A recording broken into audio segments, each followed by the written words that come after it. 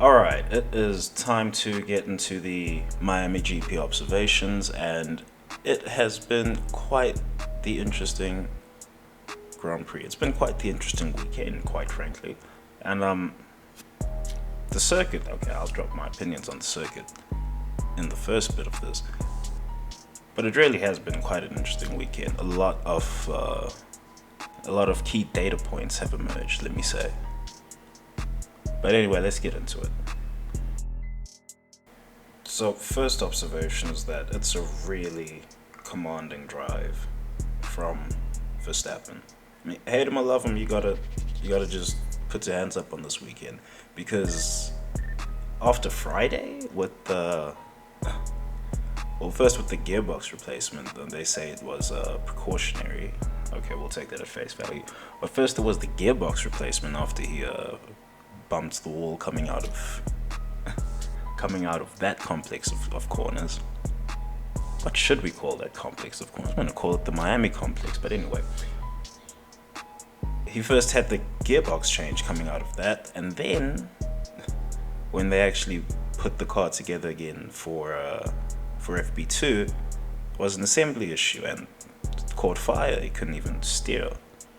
Yeah, he couldn't even steer the car. So it caught fire and he lost essentially his whole Friday. He had 20 minutes of running in FP1, and it's a new circuit. So I have to put my hands up. He's really done a stellar job this weekend. He really has. I had him as favorite for pole, and that didn't happen just because he got a tank slapper on his final attempt.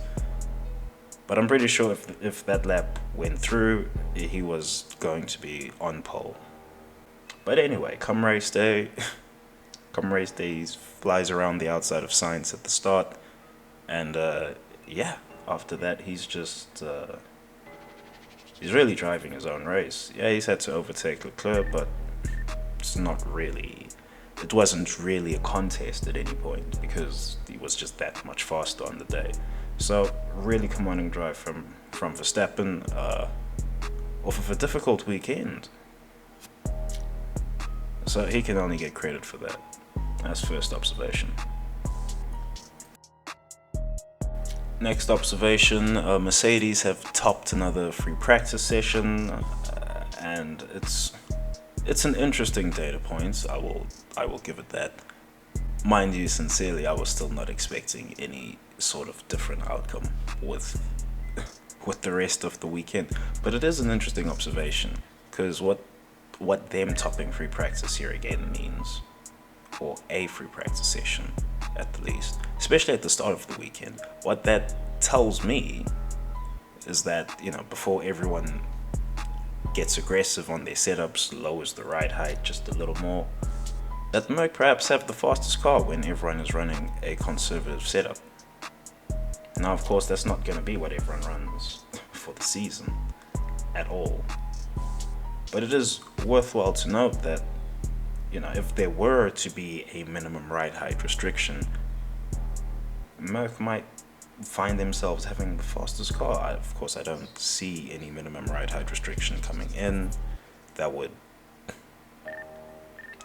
be a highly questionable maneuver by the powers that be. But it is worth noting, at the end of the day, if we go to a circuit where, the characteristics of the circuit don't actually permit the teams to drop the ride height a few extra millimeters, I mean, Mercedes might have a good result there. Which circuit that might be, I have no idea. I mean, a lot of the circuits now, a lot of the F1 grade circuits, I mean, there's a smoothness of road that has to be maintained. So I don't actually see it being a fruitful endeavor to bank on these free practice results that Mercedes come out with. I don't think it's a fruitful endeavor to do so. Mind you, Spain is now around the corner, and everything could change at Spain. Now, of course, I doubt everything will change in that type of context, but a lot of things could change in Spain. I mean, Mercedes could quite literally solve their car in one weekend. But that all depends on what upgrades are brought, and I'm expecting upgrades across the whole grid for Spain. We shall see which teams don't bring upgrades. That will be telling. And yeah, hopefully this Merc car is not in the doldrums for too long. But we shall see. Now, I've taken a gander around the Webosphere post-race, I suppose, right after the race. I've taken a gander around the Webosphere, and it's surprising to me, genuinely surprising, that a lot of people don't seem to like this Miami circuit. It's really surprising. To me, it's this is my opinion now. To me, it's a fantastic circuit. I mean, forget about how it looks. I'm not really fussed about how it looks, but from a driving perspective, from a racing perspective, it's a really fantastic circuit. I mean, I wasn't all that convinced by the circuit until I actually saw the cars go through that Miami complex. I'm dubbing it the Miami complex. Turns 14, 15, 16. It's a brilliant sequence of corners, especially with the camber changes and altitude changes going through that chicane. It's absurd. It's a brilliant piece of track. Whoever designed that, I mean, tip your hat. Ask for a raise. You probably deserve one after designing that chicane. And that chicane really makes the circuit. I mean, quite frankly, these are my observations, right? This is my observations video. Red Bull did not run the car as low as they, people were wondering why perhaps there was less porpoising on Friday. And that was because the teams, they couldn't run the cars as low as they perhaps wanted. Frankly, over the whole weekend, they couldn't run the cars as low as they wanted because of that chicane. Strictly because of that chicane, because you need ground clearance to get through that chicane. You really do. If your car's too low or you bottom out in the chicane, and well, anything could happen from there. And there's walls right next to you. Anything could happen from there, right? So that chicane, to me, it made the circuit. But of course, you have to take a circuit in its entirety, and that chicane wouldn't be the same thing without all the previous track that leads up to it. Especially coming out of that first sector where, I mean, everyone tries to imitate Maggots Beckett's in their track designs now, right? But coming out of that first sector, the tires have quite frankly had enough of the lap already, and there's still 2 more sectors to go, and one of them really slow where there's no aerodynamics now to rely on. You're just relying on the mechanical grip of the tires, and that's that chicane. It makes the circuit for me. Without that chicane, I mean, I would really be indifferent towards this circuit. It wouldn't be anything spectacular aside from the location. Also, I do think the track is it's not aided by being a temporary circuit, and quite frankly, I think it's a street circuit on a technicality. But anyway, they are racing in a car park functionally. Oh, and that's another thing.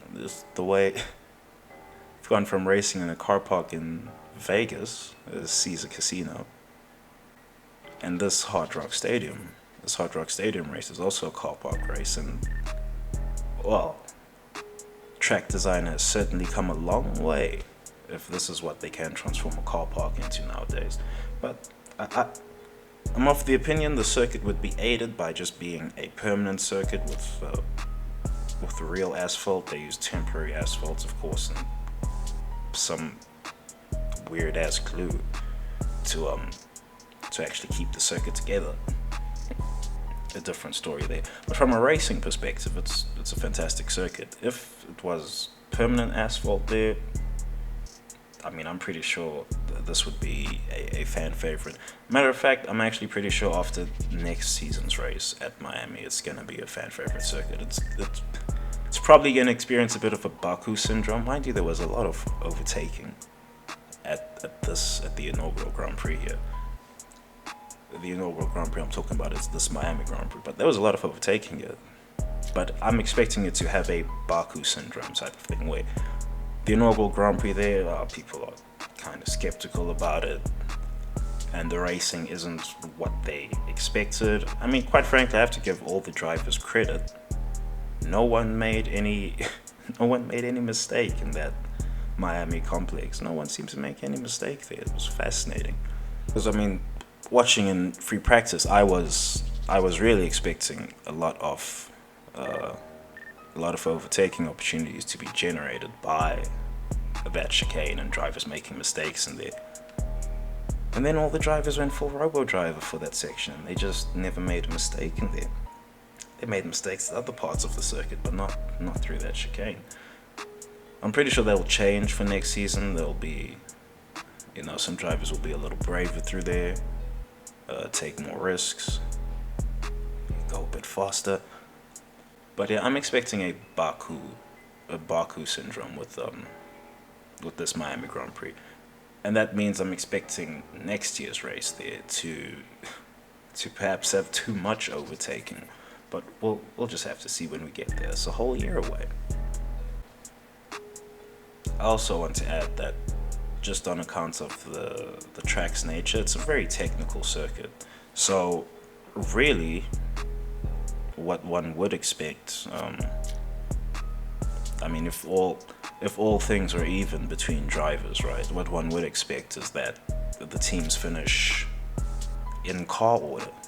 Then you would just see which car is and which car isn't the best. That's essentially what the circuit would do. But there are some elements of the circuit where, like that chicane, there are elements of the circuit where the driver really has to make the difference. Regardless of how technical the circuit is, regardless of how much a car circuit it is, there are elements of the circuit where, this is driver centric. Whether you have a good car or bad car, how fast you get through here is dependent on you, the driver. And for that, I really appreciate the circuit. It's a brilliant circuit, fantastic design. Mind you, I should probably say the best circuit that I've ever seen from a racing standard was the Korean International Circuit. Oh, and what a Grand Prix that would have been if that project got completed. But anyway.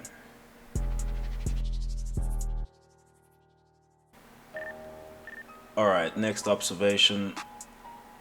Carlos Sainz chose a good time to crash. If you're going to crash over a weekend, Friday is the best time to do it. If you're going to have problems over a weekend, Friday is the best time to have problems. Now, of course, it is problematic that he crashed from Ferrari's perspective, because now we have to get new parts, and that comes out of the budget, and that might alter upgrade plans later in the season. But it is reassuring for Carlos Sainz that he has actually come home with the podium. I mean, quite frankly, the finishing result that we got here, Verstappen, Leclerc, I mean, those two can swap at any Grand Prix. But Sainz in third, that's the finishing order that I would expect for every Grand Prix if every car finished. Right, Ferrari will always have two cars on podium, and Verstappen will take the remaining slot, whichever slot that so happens to be. I don't expect it to be third all that often, if ever, over the season. But yes, this finishing result is pretty much what I would expect for the whole season if Sainz were to finish every Grand Prix, if the Red Bull were to finish every Grand Prix, if Perez doesn't find another gear in his arsenal. And that'll be very interesting to see if Perez can actually find a gear to match the likes of Sainz. But we'll just have to see what happens. Good time for Sainz to crash though. Didn't undo his weekend, even though he is in the post race. He is complaining about head pain after that crash. I'm pretty sure they'll put a safer barrier there for next season. Yeah, I'm pretty sure they'll do that. Although it will tighten up the track just a bit more.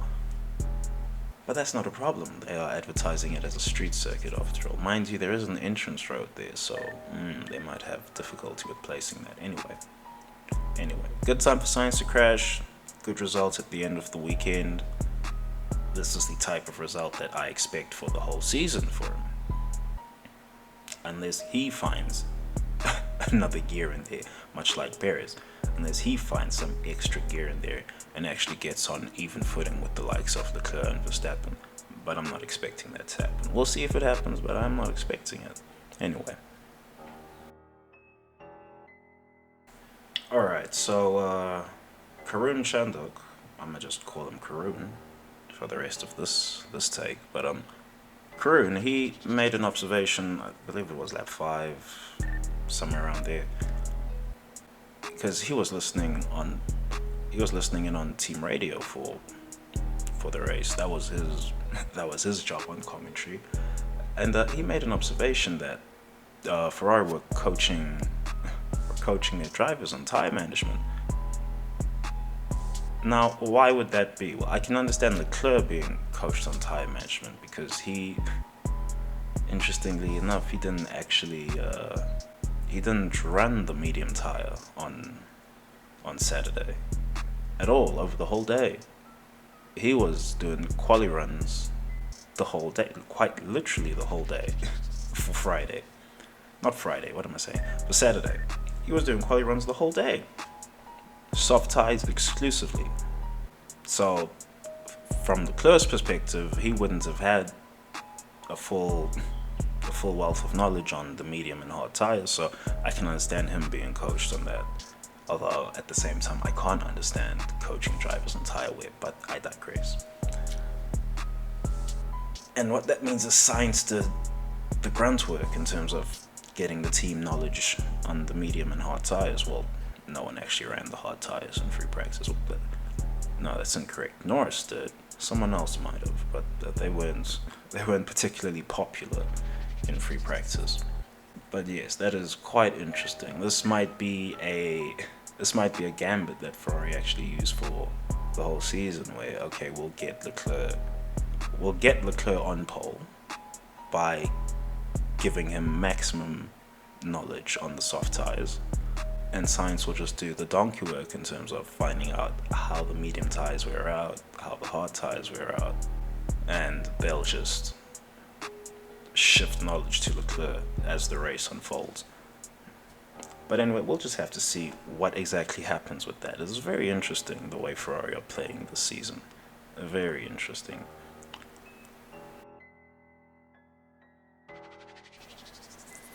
Alright, Perez had a sensor failure somewhere in his car, and it was setting off a failsafe and cutting power to the engine. Now, what's telling for me on this observation is that Perez was legitimately worried about the engine having an issue. So what that tells me is that Red Bull are not exactly out of the woods as far as their reliability issues go. And yes, people will point to Verstappen's issues on Friday, but those are different. I mean, the gearbox was changed as a precaution. That's one I've noted already. And the second issue, it wasn't an engine issue. It, quite frankly, looked like an assembly issue. Maybe they didn't line up the wheel axles correctly or something before bolting them on. But that looked like an assembly issue. You couldn't steer. So neither of those were really reliability issues for Verstappen on Friday. It wasn't, not in the classic sense. But Perez, when he had the sensor issue and he had to turn it off, and he lost 20 odd kilowatts of power as a result of that.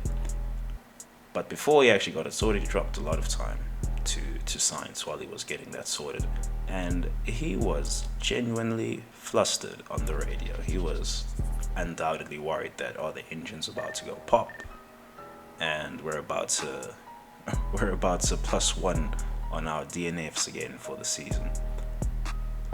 So that was interesting to me, just as an observation.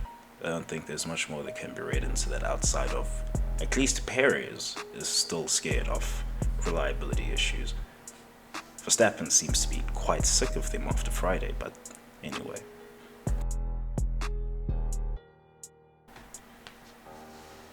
Alright, time to get into this Sir Lewis Hamilton situation. And I find it interesting that a lot of conspiracy theories are cropping up around the webosphere. I do find that very interesting. Do I believe there's a conspiracy within Mercedes against Sir Lewis Hamilton? I'm not gonna say it's impossible, but I don't believe that that's happening. But I'm not gonna say that it's outright an impossibility just yet. But this results here in Miami, this outcome. I put this one more on Sir Lewis being lazy on strategy, or at least complacent. I mean, he never tells the team what to do on strategy. Alright, although I guess some people will say that he did tell the team what to do on strategy in this instance when the VSC and then safety car came out. But frankly, there was space to drop him into. There absolutely was space to drop him into. So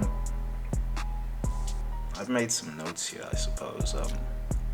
At VSC speeds, gap between Sir Lewis Hamilton and Esteban Ocon was 30 plus seconds. Ocon was the next car up the road, excluding Russell. Okay, we're not putting Russell in there just yet. But excluding George Russell, I suppose, was 13 seconds behind, 13 to 16 seconds, the VSC times were saying. At least after his pit stop, he was somewhere around there. And Sir Lewis, he had the option of pitting for the Mercedes wanted to put him on soft tires, and he opted out twice, and there was time to do so. There was space and time to actually make the maneuver for 2 laps, and he opted out of it. So for that, I say Sir Lewis is lazy on strategy. Now he has some observations of his own in that the team should have a much fuller picture than the driver in the car as to what's going on, and they should make the decision. And he's right on that.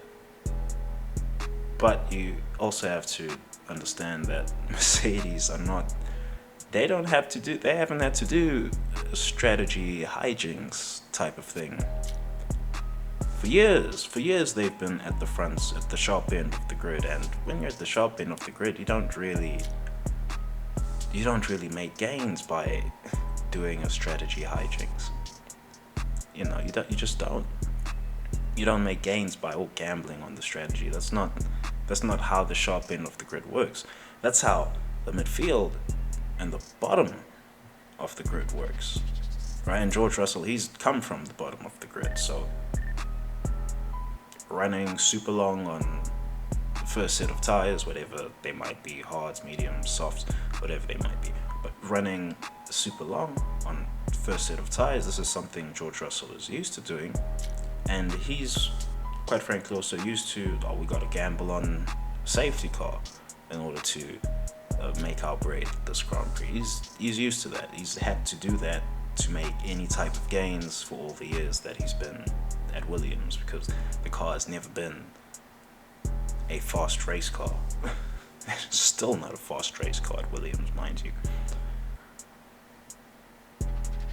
But I mean, Sir Lewis, he used to be able to do these type of things. I suppose when he was at McLaren and McLaren went backwards off the back of Martin Whitmarsh's sabotage, calling it what it is. That was straight sabotage from Martin Whitmarsh.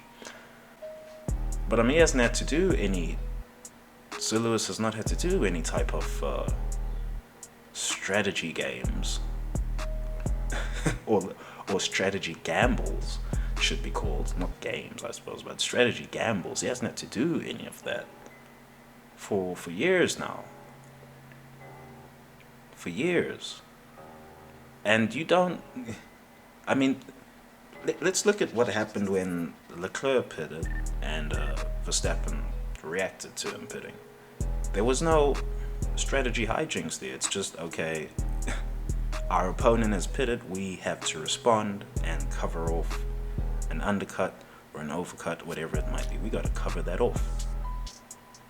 And that's all that happens at the front of the grid. It's never the case that, oh, I'm going to run long on this set of tires and, I'm going to get lucky with the safety car later. That's not how the sharp end works. And so Lewis, he's been at the sharp end of the field for just about a decade now. so really, I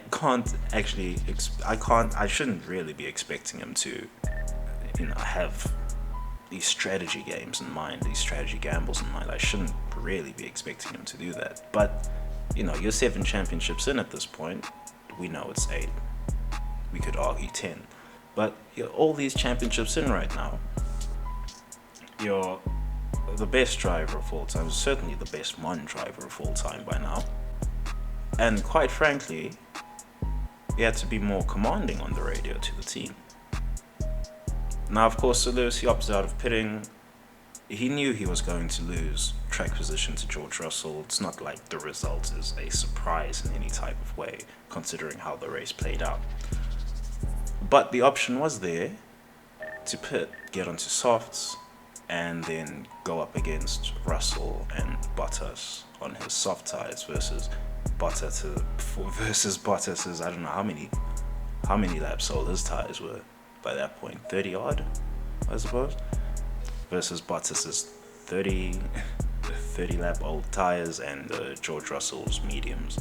He had that option. Now, of course, it was a scrub set of softs. I mean, that might have played some role. Likewise, Sir Lewis just being generally distracted by the tomfoolery that goes on around him. All of that, for sure, might have played a role in Sir Lewis not actually pulling the trigger on making this pit stop, or quite frankly, just not being more commanding with the team. All he told them was that he didn't want to lose track position by pitting, so they opted out of doing so. And George Russell, here's the thing about George. He made the call that they were going to go long and pit if a safety car or something showed up. He made that call on lap 36. It was aired on broadcast on lap 37, but he made that call on lap 36. And it was George Russell that made the call. Mercedes might have been thinking about it, but George coming onto the radio and saying, okay, we're going until something happens here, until something breaks in this race. And that made the decision for Mercedes, you see. Likewise, Sir Lewis saying on the radio, I don't want to lose track position. That made the decision for Mercedes. If the decision were left up to Mercedes as to when to pit Russell, and he didn't chime in with a thought of his own, they probably would have pitted him just before the VSC came out. They probably would have pitted him. So that was just something worth noting for me. I find it interesting that there are conspiracy theories cropping up. I find that very interesting. I do find it understandable, but at the same time, I don't feel that anyone is particularly aided by that. And then, of course, Mercedes might say this driver has a toxic fan base, so we're gonna just let his contract run out. They might make that decision. That might come from above Toto's head. But anyway, on to the next.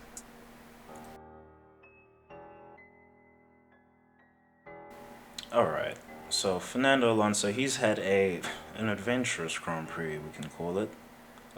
He's collided with a few people. He has somewhat caused the Gasly and Norris incident by quite literally breaking Gasly's car. Mind you, we can also blame AlphaTauri for leaving him out, even though the car is obviously broken. It wasn't exactly steering. But yeah, Alonso, he collided with the whole field. Well, not necessarily, that's a huge hyperbole, but he collided with Sir Lewis Hamilton on the opening lap. That happened, and then he's collided with Gasly. And he said, hilariously, he closed the door on me.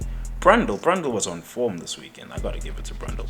Brundle was on form this weekend. He said, no, Alonso. He just turned into the corner. That's called turning into the corner. You know? He didn't close the gap on you. Like, oh my goodness. But anyway, Alonso, he's collided with the field. He's given up a pretty solid result as a result of that, with his 5-second penalty. And yeah, even Ocon has finished ahead of him, starting quite literally from the back of the grid. So yeah, this is an interesting weekend for Alonso to take note of. He'll no doubt be licking his wounds from it. His result should be much better. Yeah, he frankly should have qualified better as well. But we'll get to that on a different day. Also, I just want to note on here the Bottas versus Mercedes angle. That's going to be going for the whole season.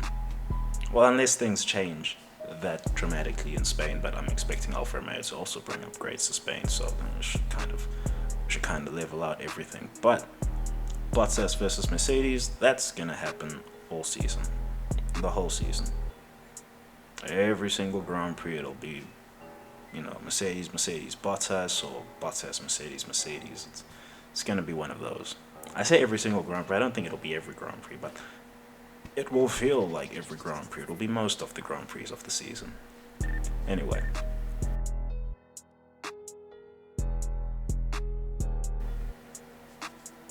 Now this one, I suppose the Sir Lewis one would also ruffle some feathers, right?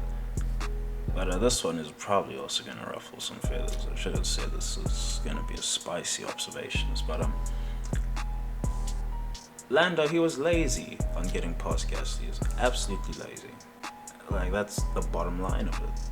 Should have given him more room. McLaren have also been lazy. They should have told him Gasly might have damage, give him a wide berth. But neither of those happened, and of course he's come out worse for it. Now, of course, McLaren weren't having any type of noteworthy weekend. It was quite a subpar weekend for them. Their car obviously doesn't like something about this Miami circuit, whether that's the high speed corners in the first sector, or it's that chicane, that Miami complex, whether it's that or the high-speed corners is anyone's guess, quite frankly. But evidently their car did not like being at that Miami circuit. All that pace from Imola, it wasn't there. And it's quite interesting. Imola is historically a car circuit, right? The cars generally get sorted by, the finishing order generally gets sorted by how good your car is at Imola. So it's quite interesting that Norris, who's gotten the podium at Imola, of course there's circumstances around that, but Norris, who's gotten a podium at Imola, and he just wasn't anywhere near in this Miami Grand Prix. Nowhere near. Not even in the top 10. But anyway, that's my observation here. Lando was very lazy on getting past Gasly. He should have given him a wider berth, much wider berth. McLaren should have been on top of it, saying, yeah, that guy has a broken car, stay well away. And AlphaTauri, quite frankly, should have retired him. But anyway, on to the next.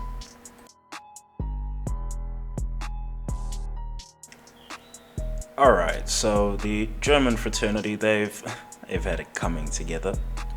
And, oh man, you could hear Vettel's frustration with the whole circumstance. But yeah, they've had it coming together, and,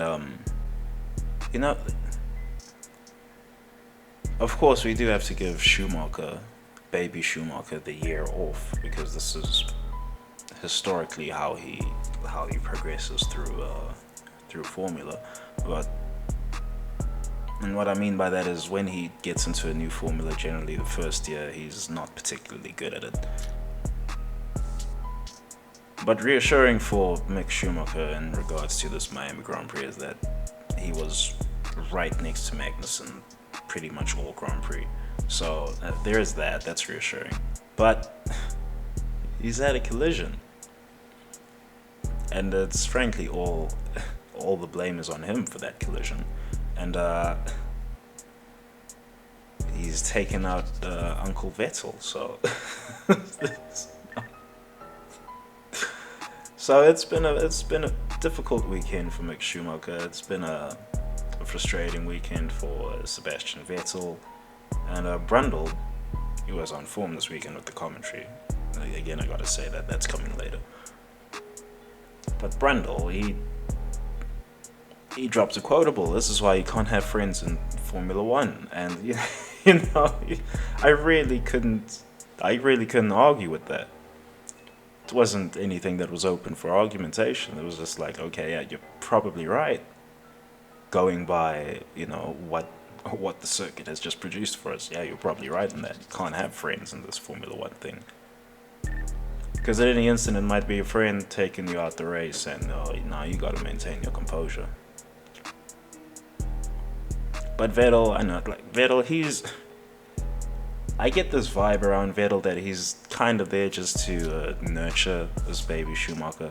I mean, Michael Schumacher, MSC, he arguably did gift him one of his championships.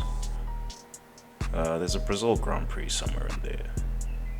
I'm not sure if it's 2011 or 2012, but it's somewhere in there where Vettel he fell back in the early stage of the Grand Prix, the Brazil Grand Prix, and he had to work his way back through the field. And when it came time to pass Michael Schumacher, Daddy Schumacher, Schumacher just moved out the way, let him go. Like, yeah, go on, go get the championship. So I do get the sense around Vettel that he kind of feels he owes Michael Schumacher for that favor, and he's gonna attempt to repay him back by being a father figure for baby Schumacher. But of course, that can lead to some difficult situations, as has been demonstrated and explained quite eloquently by Martin Brundle. Anyway.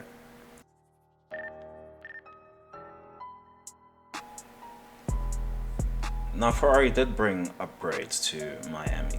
Nothing major. I mean, they've got a floor detail added on there. That's the only real thing that I saw there. It's not a major floor upgrade, but they've added a minor detail to their floor. A little aerofoil on there to manage some airflow. So they did bring something. Leclerc himself, he doesn't classify it as a major upgrade, going by some of his post-race commentary. But they locked out the front row with that upgrade, and Red Bull have already brought a raft of updates to the previous Grand Prix. Imola, of course, they would be bringing the same upgrades to the same package to Miami, but they already brought a raft of upgrades to Imola, so it was quite noteworthy that Ferrari did lock out the front row. Of course, that is caveated heavily by Verstappen having a challenging weekend. Let's call it a challenging weekend. He had a challenging weekend with the Friday issues, and his last flying lap attempt in qualifying, he got a tank slapper on somewhere in the first sector, near the end of the first sector, yeah, I still would have had him on pole, Verstappen, for that Grand Prix if he didn't come up a cropper with that tank slapper. But it is still noteworthy, however, that Ferrari locked out the front row. That is very noteworthy, because this should mean that when they do bring major upgrades, they should be decisively locking out the front row, and it shouldn't be or perhaps not decisively locking out the front row, but I would expect Leclerc to be getting pole with regularity, while Sainz maybe qualifies second or maybe qualifies third. This is assuming Sainz is even going to put together solid weekends. But he should at this point, really, he should. I mean, yeah, he did crash on Friday. It is what it is. But he's gotten the results on the Sunday where the points are counted. So, noteworthy here, Ferrari have out-qualified Red Bull. And this is before any major upgrades have been added to the car. They've just added their first minor upgrades for this Miami Grand Prix. And it has upset the balance in qualifying. And we shall have to see how Red Bull respond to that.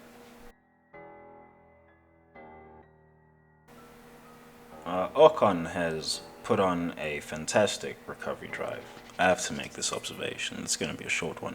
But he's put on a fantastic recovery drive from the back of the field. Quite literally from the back of the field. Didn't get Saturday running in, albeit that Saturday running is mostly qualifying simulation. Didn't qualify because he was in concussion protocol. And I'm sure Ocon will be complaining about head pains during the race as well, similar to Sainz. But fantastic drive from Ocon. Silently went about his business. Just silently went about his business. There's no highlights package. He's not colliding with anyone. He just silently ran his race, climbed his way up the field, ran the strategy, just kept the hard tires on until the VSC came out, fortunately, both for Ocon and Russell. And he's netted himself some really solid points. Really solid result. Very good drive by Ocon. I have to give him his props here. I don't particularly like the driver. I actually think his actions in that Brazil Grand Prix. Well, which Brazil Grand Prix was that? 2018 or 19? Anyway, that Brazil Grand Prix where he took out Verstappen when Verstappen was leading. That was sinful. That was some sinful stuff. Quite frankly, I think that incident stopped Mercedes considering him for the main team. Now, of course, that might change for Mercedes when Sir Lewis Hamilton calls it a day. But that question is, when will Sir Lewis call it a day? Well, it's anyone's guess. I'm guessing he's going till 45. But anyway, we're getting off topic here. Great drive by Ocon. The boy gets full credit, and yeah, I'd like to see him do this more often. Take it to Alonso, get ahead of him on the final result. Mind you, Alonso has taken this time penalty off of his collisions, off of his colliding with the field during the Grand Prix. But anyway, very solid result for Ocon.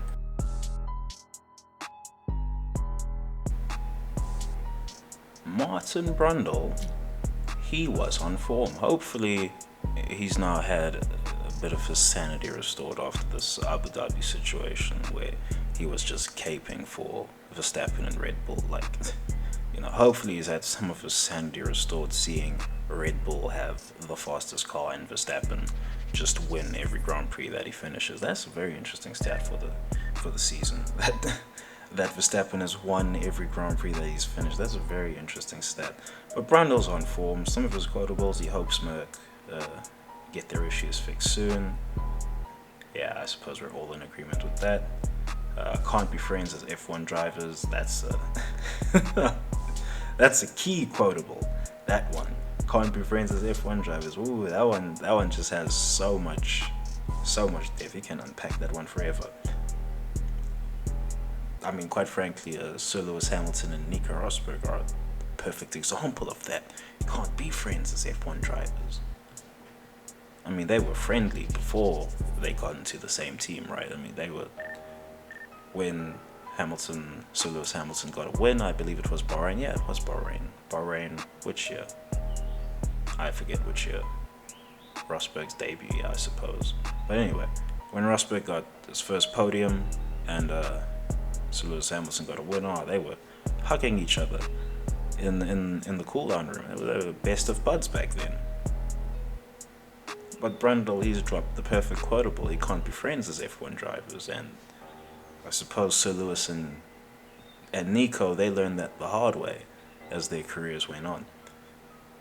And the final quotable from an on-form Brundle in reference to the Alonso-Gasly collision, because Alonso made the radio comment that, he closed the door on me.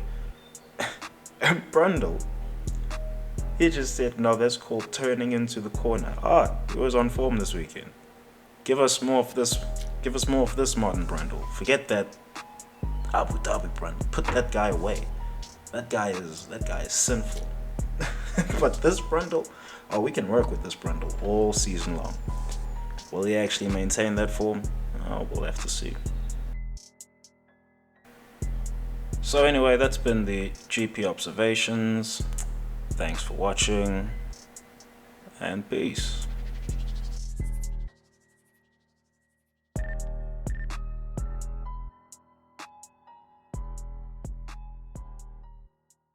Hell breezy.